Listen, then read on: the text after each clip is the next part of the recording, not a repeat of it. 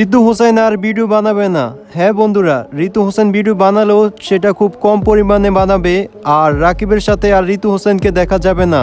কেন দেখা যাবে না সেটাই জানাবো আমি এই ভিডিওতে। তার আগে বন্ধুরা, তুমি যদি রাকিব, অন্তরা এবং তার পুরো টিমকে ভালোবেসে থাকো, চ্যানেলটিকে অবশ্যই লাইক এবং সাবস্ক্রাইব করে দিও। গাইস ওরা গান গাচ্ছে।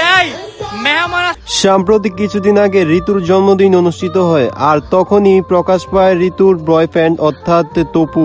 আরো কয়েক বছর আগে সোশ্যাল মিডিয়ায় ঝড় উঠে যে মেহেদির সাথে ঋতুর একটা সম্পর্ক আছে, যদিও মেহেদি পরে তা অস্বীকার করে। অনেক ছোট বলতে অনেক বেশি।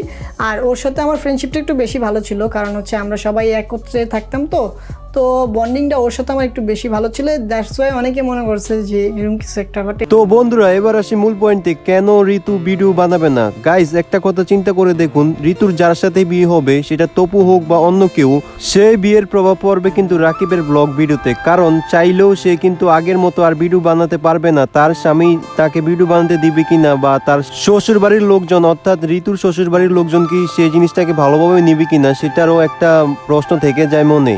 আর একটা কথা কিন্তু আপনাদের সবার স্বীকার করতে হবে, রাকিবের সবগুলো ক্যারেক্টারের মধ্যে, অর্থাৎ রাকিব যাদের নিয়ে ব্লগ করে সবার মধ্যে কিন্তু ঋতু অন্যতম, এবং ঋতু খুব জনপ্রিয়।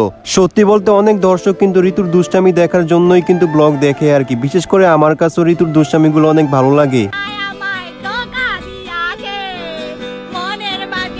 আর এইটা নিশ্চিত থাকতে পারেন, ঋতু এখন যেভাবে ব্লগ বানাচ্ছে, ভবিষ্যতে কিন্তু এইভাবে ব্লগ বানাতে পারবে না বিয়ের পর, কারণ তখন তার একটা সংসার হয়ে যাবে।